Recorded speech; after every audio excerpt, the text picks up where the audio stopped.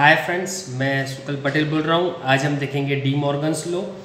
Actually यहाँ पे D Morgan's law के अंदर कौन से बेसिक्स जो अंदर हमको आएंगे वो सबसे पहले मैं आपको समझा रहा हूँ। उसके बाद जाके हम डी मॉर्गन लॉ समझाएंगे, क्योंकि बहुत ही आईएमपी है, ज़्यादातर एग्ज़ाम में आता है इस वजह से। ओके, तो डी मॉर्गन लॉ जो हमारा है उसके अंदर क्या है पहले मैं आपको बताता हूँ। A union B whole complement is equal to A dash intersection B dash. पहला ये एक लो है। दूसरा क्या है, सेम सिचुएशन में A intersection B whole dash is equal to A dash union B dash. तो पहले मैं आपको बता दूं ये दोनों में क्या है। तो ए यूनियन बी का होल डैश मीन्स ये दोनों का यूनियन है, उसका होल डैश है, इज इक्वल टू। अब होता क्या है, जब यहाँ से ये दोनों और ये इक्वल कैसे हैं कि जब ये ब्रैकेट ओपन होता है तो ए का भी डैश हो जाता है, बी का भी डैश हो जाता है, यूनियन की जगह इंटरसेक्शन हो जाता है। तो ये आप याद रखने के लिए उसका शॉर्टकट ट्रिक क्या है, ये दोनों का तो कॉम्प्लीमेंट लग ही जाता है दोनों लो के अंदर। देखो जब खुलेगा तो दोनों में कॉम्प्लीमेंट लग जाएगा। अगर यहाँ पे यूनियन होगा तो यहाँ पे इंटरसेक्शन हो जाएगा, और यहाँ पे इंटरसेक्शन है तो यूनियन हो जाएगा। ये तो बात की ये लो की, पर इस ये लो के अंदर जो जो चीज़ ज़रूरत पड़ने वाली है उसके बारे में बात करते हैं। तो हम चले जाते हैं डायरेक्टली बेसिक के ऊपर। ओके, चलो देख लेते हैं।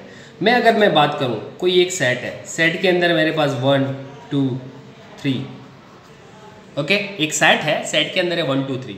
क्या मैं ऐसा लिख सकता हूं क्या 1 बिलोंग्स टू ए लिख सकता हूं? हाँ, 1 बिलोंग्स टू ए लिख सकता हूं। क्यों लिख सकता हूं कि सर 1 ए के अंदर है तो 1 बिलोंग्स टू ए लिखना पड़ेगा। मैं लिखूं कि 2 बिलोंग्स टू ए, मैं लिख सकता हूं? यस, लिख सकता हूं। मैं लिखूं 3 बिलोंग्स टू ए, मैं लिख सकता हूँ? हाँ, लिख सकता हूँ। मैं ऐसा लिख सकता हूँ क्या 4 बिलोंग्स टू ए, ऐसा लिख सकता हूँ क्या? नहीं लिख सकते हो सर। क्यों? क्योंकि 4 ये ब्रैकेट के ये सेट के अंदर नहीं है, इसलिए मैं ऐसा लिख सकता नहीं हूँ। तो नहीं लिख सकता हूँ तो उसका मीनिंग क्या हुआ कि 4 नॉट बिलोंग्स टू ए। यहाँ पे क्या बोलते हैं 1 belongs to A, 2 belongs to A, 3 belongs to A, 4 not belongs to A. Okay, तो नॉट बिलोंग्स टू का सिंबल ऐसा होता है। तो आपको समझ में आ गया होगा। अभी सेम सिचुएशन वैसे ही मैं बी की बात कर रहा हूँ। सपोज मैं बोलूँ X Y and Z, set B के अंदर कितने हैं एक्स वाई जेड है। मेरे को बोलना हो कि एक्स बी के अंदर है तो कैसे लिखेंगे एक्स बिलोंग्स टू बी। मैं बोलूँ कि वाई बी के अंदर है तो वाई बिलोंग्स टू बी। मैं बोलूँ z b के अंदर है तो z बिलोंग्स टू b। अब मैं बोलूँ कि p b के अंदर नहीं है तो नहीं है का मीनिंग क्या होगा p not belongs to in b। तो आपको ये समझ में आ गया। तो मीन्स ये क्यों समझा रहा हूँ कि नॉट बिलोंग्स टू जैसा भी कोई सिंबल होता है, इसका मीनिंग है कि ये इसके अंदर नहीं है। और होता है अगर ऐसा बोलो कि ये सेट के अंदर है तो बिलोंग्स टू आएगा, नहीं है तो नॉट बिलोंग्स टू आएगा, सिंपल। ओके, अब हम आगे बढ़ रहे हैं। तो belongs to not belongs to आपको समझ में आ गया। अब हम आगे बढ़ रहे हैं। क्या बढ़ रहे हैं कि सपोज मैं बात बोल रहा हूँ A is equal to 1 2 3 and B is equal to मैं बात कर रहा हूँ 1 2 3 4। ओके, दो सेट लिखे मैंने। क्या लिखा a is equal to 1 2 3, b is equal to 1 2 3 4। अब हम यहाँ पे क्या करेंगे, मैं आपको एक क्वेश्चन पूछना चाहता हूँ। आपको मैंने दो डेफिनेशन सिखाई, एक सबसेट सिखाया और एक प्रॉपर सबसेट सिखाया। तो मैं आपको बता दूँ, दोनों को एक बार रिमाइंड करवा लेते हैं। सबसेट किसको बोलते हैं कि a के सारे एलिमेंट b के अंदर हो उसको हम बोलते हैं a subset of b। a subset of b, ए के हर एक एलिमेंट बी के अंदर होते हैं तो ए सबसेट ऑफ बी बोलते हैं। अब मैं बोलूँ प्रॉपर सबसेट, प्रॉपर सबसेट किसको बोलते हैं कि सर ए के हर एक एलिमेंट बी के अंदर होने चाहिए, ए के हर एक एलिमेंट बी के अंदर होने चाहिए और बी का एटलीस्ट 1 एलिमेंट, ये सेट बी है, एटलीस्ट 1 एलिमेंट इसके अंदर नहीं होना चाहिए। सर ये कंडीशन दोनों सेटिस्फाई हो रही है। फिर से एक बार बोल रहा हूँ, ध्यान से सुनना कि भाई सबसेट किसको बोलते हैं कि ए के सारे एलिमेंट बी के अंदर होने चाहिए। हाँ, यस है। अब मैं ऐसा बोल रहा हूँ तो इसको subset A subset of B बोलते हैं। अब मैं ऐसा बोल रहा हूँ कि भाई प्रॉपर सबसेट में क्या डिफरेंट है सबसेट एंड प्रॉपर सबसेट में। प्रॉपर सबसेट में ऐसा है ए के सारे एलिमेंट इसके अंदर तो होने ही चाहिए, प्लस बी के अंदर एक एलिमेंट, एटलीस्ट वन एलिमेंट उससे ज़्यादा होना चाहिए। तो एक एलिमेंट ज़्यादा है, यस है। तो हम ऐसा लिख सकते हैं कि ए सबसेट ऑफ बी भी लिख सकते हैं और ए प्रॉपर सबसेट ऑफ बी भी लिख सकते हैं। अब यहाँ पे ध्यान देना, सपोज मैं बोलूँ ए के अंदर है X Y Z and B के अंदर है एक्स वाई जेड। मैं ऐसा पूछूं ये इसका सबसेट है, तो आप बोलोगे कि हाँ सर ये इसका सबसेट है। अब मैं ऐसा पूछूं क्या ये इसका प्रॉपर सबसेट है, तो आपका आंसर क्या होगा? नहीं सर, ये इसका प्रॉपर सबसेट नहीं है। क्यों नहीं है? क्योंकि अगर मैं यहाँ पे ए प्रॉपर सबसेट ऑफ बी लिखूंगा तो एटलीस्ट वन एलिमेंट बी के अंदर ज़्यादा होना चाहिए, इसलिए ये नहीं है। तो मैंने ऊपर लाइन कर दिया, ये गलत है। ओके, तो A is not proper subset of B, तो हम ऐसा लिखेंगे। कोई डाउट है क्या यहाँ पे? तो कमेंट में आप बता देना मुझे कि यहाँ पे मुझे कोई डाउट नहीं है। सेकेंड थिंग, चलो अब आगे बढ़ रहे हैं, थोड़ा थोड़ा क्या एक एक स्टेप आगे बढ़ेंगे। यहाँ पे मैंने आपको बिलोंग्स टू समझाया, यहाँ पे मैंने ये दोनों के अंदर मैंने क्या समझाया कि सबसेट एंड प्रॉपर सबसेट, ये दोनों में क्या डिफरेंस है। ओके, तो यहाँ पे मैंने बोला ना कि सबसेट के अंदर ये इसके हर एक एलिमेंट इसके अंदर होते हैं, तो ये सबसेट ऑफ बी बोल सकते हैं, पर और इसके हर एक एलिमेंट इसके अंदर है और एक ज़्यादा है, इसलिए इसको प्रॉपर सबसेट भी बोल सकते हैं। तो यहाँ पे दोनों कंडीशन राइट है, पर यहाँ पे क्यों नहीं है? क्योंकि यहाँ पे जितने एक्स वाई जेड है यहाँ पे इतने ही हैं, तो इसको सबसेट बोल सकते हैं पर प्रॉपर सबसेट बोल सकते नहीं है। ओके, तो आई थिंक सो आपको ये समझ में आ गया होगा। अब हम आगे बढ़ रहे हैं। अब मैं ऐसा बोलूँ कि कोई एक सेट है ए और एक सेट है बी। ओके, अब मुझे ऐसा बताना है कि ये दोनों इक्वल है। उसका मीनिंग अब इक्वल डेफिनेशन आना चाहिए, इक्वल सेट का डेफिनेशन आना चाहिए। इक्वल सेट में क्या था आपको बताऊं कि इक्वल सेट के अंदर सर इसके सारे एलिमेंट इसके जैसे हो तो हम ऐसा बोल सकते हैं कि भाई इसके एलिमेंट इसके जैसे दोनों इक्वल होने चाहिए एलिमेंट्स, तो ऐसा बोल सकते हैं ए इज इक्वल टू बी है। पर सर बोलने से कुछ नहीं होता, प्रूव करना पड़ता है। प्रूव कैसे करेंगे? तो मैं आपको बता रहा हूँ। देखो, मैं आपको प्रूव करके दिखा रहा हूँ कि ये और ये दोनों इक्वल है। तो देखते हैं कैसे करेंगे। तो देखो यहाँ पे कैसा होना चाहिए, एक रूल है, ऐसा एक फिक्स रूल है कि भाई ए सबसेट ऑफ बी होना चाहिए, दूसरा बी सबसेट ऑफ ए होना चाहिए। पहला रूल क्या है? ए सबसेट ऑफ बी होना चाहिए, दूसरा क्या है? बी सबसेट ऑफ ए होना चाहिए। तभी ही हम ए इज इक्वल टू बी बोल सकते हैं, अदरवाइज नहीं बोल सकते हैं। ये दोनों कंडीशन राइट होनी चाहिए, कंपल्सरी। ओके, तो चलो चेक करते हैं। एक काम करते हैं, दोनों को जानबूझ के अलग लेते हैं। मैं क्यों बोल रहा हूं अलग लेने का, क्यों बोल रहा हूं? अगर हम गलत करेंगे तो हमको जल्दी आता है, अगर हम सही कर देंगे एक बार में तो हमको याद नहीं रहता है, गलत करने से जल्दी याद रहता है। तो 1 2 इसके अंदर है, इसमें है 1 2 3। सर ये तो देख के भी मालूम पड़ जाए सर ये दोनों इक्वल नहीं है, पर फिर भी मैंने जानबूझ के गलत क्यों लिया? क्योंकि आपको मालूम पड़े कि ये दोनों कंडीशन कंपलसरी राइट होनी चाहिए। अगर ये दोनों में से कोई भी रॉन्ग होगी तो हमारा automatically A not is equal to B हो जाएगा। ओके, ये ए इक्वल टू बी है पर वो क्या हो जाएगा? A not is equal to B, अगर ये दोनों कंडीशन राइट नहीं गई तो। चलो चेक कर रहे हैं। चलो पहली कंडीशन क्या है? ए सबसेट ऑफ बी। देख लेते हैं, ए के हर एक एलिमेंट बी के अंदर है। सर ए के हर एक एलिमेंट, हर एक मीन्स 1 और 2 दोनों इसके अंदर है। हाँ सर ये तो राइट है कंडीशन, मीन्स पहली वाली राइट हो गई। नाउ दूसरे वाली देखते हैं। दूसरे वाली में क्या है कि B subset of A means B के हर एक एलिमेंट ए के अंदर होने चाहिए। बी के हर एक एलिमेंट ए के अंदर है क्या? सर 1 2 तो है पर 3 नहीं है, तो इट मीन्स दैट ये जो हमारी सेकंड नंबर की कंडीशन है वो रॉन्ग गई।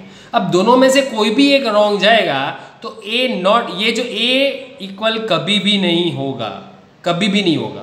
तो देखो हमने लिए थे सर, देखो इक्वल तो नहीं है। समझ में आ गया मैं क्या बोल रहा हूँ? मैंने जानबूझ के इक्वल नहीं लिए थे। क्यों नहीं लिए थे? क्योंकि ये दोनों में से कोई एक कंडीशन रॉन्ग जानी चाहिए। अगर ये दोनों कंडीशन रॉन्ग जाएगी तो ये नॉट इज इक्वल टू हो जाएगा।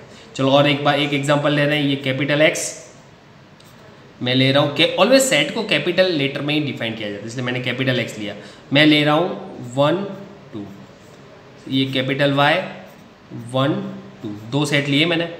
अब आप बोलोगे कि सर ये तो देखने से ही मालूम पड़ रहा है। देखने, मैथ्स में देखने की चीज़ नहीं होती है, मैथ्स में प्रूफ मांगता है, बस प्रूफ चाहिए और कुछ नहीं। तो चलो आगे बढ़ते हैं। तो ये दोनों इक्वल है, मेरे को दिखाना है x = y है, तो हमको दो कंडीशन मालूम होनी चाहिए। कौन सी सर? एक तो क्या है, x सबसेट ऑफ y होना चाहिए, दूसरा क्या है, y सबसेट ऑफ x होना चाहिए। ये दोनों राइट हो तो ये होगा ही। तो चेक कर रहे हैं सर, वैसे तो दिख ही रहा है पर फिर भी चेक करके तो देख लें। x subset of y means x के हर एक एलिमेंट y में होने चाहिए। सर x के हर एक एलिमेंट y में है, हाँ है, तो मीन्स ये कंडीशन हमारी राइट है। Now same situation in second कि y subset of x means y के हर एक एलिमेंट x में होने चाहिए, हैं? हाँ है, तो कंडीशन दूसरी भी राइट है। तो दोनों कंडीशन राइट है, इसलिए x = y होता है। तो आपको दो कंडीशन मैंने दिखाई, ये दोनों में से कोई भी एक गलत जाएगी तो नॉट इक्वल नहीं होगा। अगर ये दोनों में से कोई दोनों राइट है कंडीशन तो x = y हो जाएगा। तो मैंने आपको दो तरह के एग्जांपल दिखाए। तो इट मीन्स दैट, इसका मीनिंग ये हुआ, क्या हुआ, यहाँ से देखो, अब उल्टा जाते हैं, यहाँ से यहाँ पे उल्टा जाते हैं। अगर x = y चाहिए तो हमको ये दोनों कंडीशन तो कंपलसरी प्रूव करनी पड़ेगी। इसका मीनिंग ये हुआ। तो अगर मैं उसका मीनिंग ये हुआ तो चलो अब मैं आपको दिखा रहा हूँ। मुझे ऐसा प्रूव करना है, एक सेट P है और एक सेट R है, वो दोनों इक्वल है, मुझे बताना है। तो आपके पास कौन सी दो कंडीशन राइट करनी पड़ेगी? सर सिंपल, क्या? एक तो P सबसेट ऑफ R होना चाहिए, दूसरी कंडीशन क्या है? दूसरी कंडीशन है R सबसेट ऑफ P होना चाहिए। ये दो कंडीशन कंपलसरी हमको मालूम होनी चाहिए। ओके, अब मैं दूसरा आगे बढ़ रहा हूँ। ये लास्ट पॉइंट है, ये इंपॉर्टेंट है बहुत डी मॉर्गन लॉ के थ्योरम के लिए। उसके बाद हम थ्योरम स्टार्ट कर देंगे। चलो अब मैं ऐसा बोल रहा हूँ कि सपोज कोई एक यूनिवर्सल सेट है, ध्यान रखना बहुत इजी है, मज़ा आएगा। यूनिवर्सल सेट है, 1 2 3 4, छोटा ले लेते हैं, बराबर। और एक सेट है ए के अंदर है 2 3, डन। चलो अगर मैं यहाँ पे ऐसा बोलूँ कि 2 बिलोंग्स टू ए है सर, तो क्या? हाँ सर, यस, 2 तो इसके अंदर है, बरोबर, याद रखना। अब ध्यान रखो मैं क्या बोल रहा हूँ, 3 बिलोंग्स टू ए है, 3 बिलोंग्स टू ए है, कंडीशन राइट है? हाँ सर राइट है, बरोबर, आप बरोबर जा रहे हो। ओके, अब मुझे यहाँ पे ए डैश की भी ज़रूरत पड़ेगी। A dash means A complement. A complement कैसे फाइंड करते हैं? हमने बहुत बार फाइंड किया सर, सिंपल है। ये जो सेट ए के जितने भी एलिमेंट होते हैं ना, उसको यूनिवर्सल में से निकाल दो और यूनिवर्सल के जो बाकी बचे हुए सारे एलिमेंट्स, तो क्या बचा? 1 और 4 बचा। Yes, very good. तो 2 ए के अंदर है, 3 ए के अंदर है। अब मैं बोलूँ कि भाई 1 बिलोंग्स टू ए डैश है, हाँ है। मैं बोलूँ 4 बिलोंग्स टू ए डैश है, हाँ है। ओके, तो ये आपको समझ में आना चाहिए, बेसिक कॉन्सेप्ट था, मैंने आपको समझा दिया। अब यहाँ पे ध्यान रखना, अब मैं आपको बता रहा हूँ।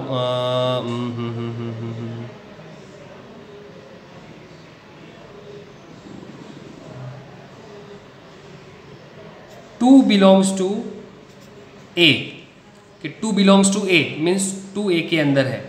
अब मैं पूछूं कि 2 बिलोंग्स टू ए डैश है, तो आप क्या बोलोगे? सर कहाँ है, दिखता तो नहीं है, तो मीन्स नॉट बिलोंग्स टू। तो अब देखो इसका और इसका कंपैरिजन करो आप, इसका, ये दोनों का कंपैरिजन करो आप। कंपैरिजन में क्या मालूम पड़ेगा? सर 2 बिलोंग्स टू ए है और 2 जब डैश लग रहा है, देखो यहाँ पे ध्यान रखना, जब सर ए के ऊपर डैश लग रहा है तो बिलोंग्स टू है उसका क्या हो जा रहा है? नॉट बिलोंग्स टू हो रहा है। क्या हो रहा है? फिर से एक बार बोल रहा हूँ, इसको और इसको देखो, कंपैरिजन करो। मैं ऐसा बोल रहा हूँ, इसको और इसको, अगर यहाँ पे भी 2 है, यहाँ पे भी 2 है, ए है, कंपैरिजन करो। सर यहाँ पे ऊपर डैश लग रहा है ना, तो यहाँ पे क्या हो रहा है? बिलोंग्स टू का नॉट बिलोंग्स टू हो रहा है। अब वैसे ही कंपैरिजन में आगे बढ़ रहा हूँ, आगे आप इजीली आप बता पाओगे। देखना, मैं बोलूँ 1 बिलोंग्स टू ए डैश है, हाँ सर है, क्योंकि 1 ए डैश के अंदर है। अब देखना, मैं अब यहाँ पे ध्यान रखना, 1 बिलोंग्स टू ए है क्या? नहीं है, 1 ए के अंदर नहीं है, तो हम क्या लिखेंगे इसको? 1 नॉट बिलोंग्स टू ए, बराबर। ये तो बात सही है आपको, A1 ए के अंदर है, ए डैश के अंदर है, पर ए के अंदर नहीं है। चलो अब मुझे कोई ये बताएगा क्या कि इसमें और इसमें कोई चेंज है क्या? सर देखो, ये 1 का तो 1 है, ए का तो ए है, पर यहाँ पे हमको चेंज क्या मालूम पड़ रहा है कि जब कॉम्प्लीमेंट है और जब हटा रहे हैं तो बिलोंग्स टू का क्या हो रहा है? नॉट बिलोंग्स टू हो रहा है। क्या हो रहा है? बिलोंग्स टू का नॉट बिलोंग्स टू हो रहा है। तो बिलोंग्स टू का नॉट बिलोंग्स टू हो रहा है। ए था, ए डैश था, तो डैश हटाया तो बिलोंग्स टू का नॉट बिलोंग्स टू हो गया। तो कंपैरिजन क्यों करवा रहा हूँ मैं आपको? ये कंपैरिजन क्यों करवा रहा हूँ, इसकी वजह बताऊँ कि आप दोनों में से, इसमें या इसमें, दोनों में से कोई एक में भी चेंज करोगे ना, दोनों में से कोई एक में भी चेंज करोगे ना, तो दूसरे में ऑटोमेटिक आ जाएगा। अब आप बोलोगे कि सर कैसे? दिखा रहा हूँ, चलो। मैं बोल रहा हूँ 4 बिलोंग्स टू ए डैश, दिख रहा है? राइट है क्या? हाँ सर राइट है। अब एक काम करो, बिलोंग्स टू और ये डैश दोनों में से कोई भी एक निकाल दो। निकाल दो मीन्स चेंज करते हैं। आप बोलो वैसा चेंज करते हैं, बरोबर। तो देखो मैं आप तो कैसे बोल पाओगे यार, यूट्यूब पे तो बोलने की कोई सिस्टम ही नहीं है। ओके, तो आप जैसे मैं समझ रहा हूँ, चलो मैं ही बोल रहा हूँ कि सर मुझे ये कॉम्प्लीमेंट निकाल देना है। अगर मुझे ये निकालना होगा तो क्या करना पड़ेगा? चेंज। तो बिलोंग्स टू की जगह पे नॉट बिलोंग्स टू आ जाएगा। तो चेक करते हैं, चलो। बस और कुछ नहीं है, 4 की जगह पे मुझे सिर्फ ए लिखना है, ए डैश नहीं लिखना है। अगर नहीं लिखना है ना तो मुझे बिलोंग्स टू की जगह पे नॉट बिलोंग्स टू करना पड़ेगा। क्यों? अब चेक करो, अब ये दोनों को चेक करो। ये जो है इसके अंदर है 4 बिलोंग्स टू ए डैश है, पर अगर मैं यहाँ से डैश निकालूंगा तो यहाँ पे हो क्या जाएगा? 4 बिलोंग्स टू ए जो हो जाएगा, पर 4 बिलोंग्स टू ए तो नहीं है। तो मुझे कंपलसरी बिलोंग्स टू का नॉट बिलोंग्स टू करना पड़ेगा। तो ये देख लो, 4 not belongs to A, right है? यस राइट है। तो अल्टीमेटली दोनों में से कोई एक में चेंज करोगे। अगर बिलोंग्स टू, अगर ऐसा करोगे 4 बिलोंग्स टू ए डैश था, बरोबर। अब मुझे नॉट बिलोंग्स टू करना है। सर मुझे यहाँ पे मेरे को इच्छा है कि चल बिलोंग्स टू की जगह नॉट बिलोंग्स टू करना है। तो अगर मैं बिलोंग्स टू में से नॉट बिलोंग्स टू करूँगा तो मुझे यहाँ से डैश निकालना ही पड़ेगा। मीन्स यहाँ पे चेंज करोगे तो यहाँ पे चेंज होगा, यहाँ पे चेंज करोगे तो यहाँ पे चेंज होगा। तो 4 या डैश मुझे निकालना पड़ेगा, तो निकाल दिया। तो 4 नॉट बिलोंग्स टू है। तो ये, तो अगर आप कोई भी एक ले लो, चलो मैं लिख रहा हूँ 2 बिलोंग्स टू ए, बरोबर। मैं यहाँ पे डैश लगाऊंगा तो यहाँ पे नॉट बिलोंग्स टू लगाना पड़ेगा, और वो कंडीशन राइट ही होगी। आप चेक करो, चलो। मैं सर मुझे यहाँ पे ए डैश लगाना है, और ए डैश लगाऊंगा तो बिलोंग्स टू की जगह क्या करना है? Not belongs to. मीन्स दोनों साथ में ही चेंज होने चाहिए। तो देखो, अब देख लो, 2 बिलोंग्स टू नॉट, ये 2 not belongs to A dash है। हाँ सर राइट है। तो अगर आपको कंडीशन राइट रखनी है तो क्या करना पड़ेगा? कंपलसरी बिलोंग्स टू है और यहाँ पे नहीं है, दोनों में से कोई एक में भी चेंज कर रहे हो तो ऑटोमेटिकली दूसरे में चेंज करना ही पड़ेगा। ये आपको दिमाग में रखना है। ओके, तो ये आपको समझ में आ गया होगा। तो यहाँ ये अगर आपको आ जाएगा, ये इजी है, समझ में आ जाएगा, तो आप ऐसा बोल सकते हो कि आपको डी मॉर्गन लॉ इजी है, आ गया, और कुछ नहीं। ओके, चलो। दूसरी बात ऐसा भी हो सकता है कि हाँ, कई बार क्या होता है कि यहाँ पे मैथ्स में ऐसा होता है ना कि सपोज कि भाई धारों के हम नहीं बोलते हैं, धारों के भाई एक सेट है और सेट के अंदर कुछ है, एक सेट है, सेट के अंदर कुछ है। तो कुछ है का मीनिंग क्या हो, तो आप कुछ भी सपोज कर सकते हो। वो आपको डी मॉर्गन में आएगा, तो वो आपको भी ध्यान रखना है थोड़ा। वो मैं नेक्स्ट चलो वीडियो में ले लूँगा। Okay, thank you for watching this video. अगर आपको ये कॉन्सेप्ट समझ में आया हो तो एक लाइक तो एटलीस्ट दबा देना और शेयर तो कर ही देना।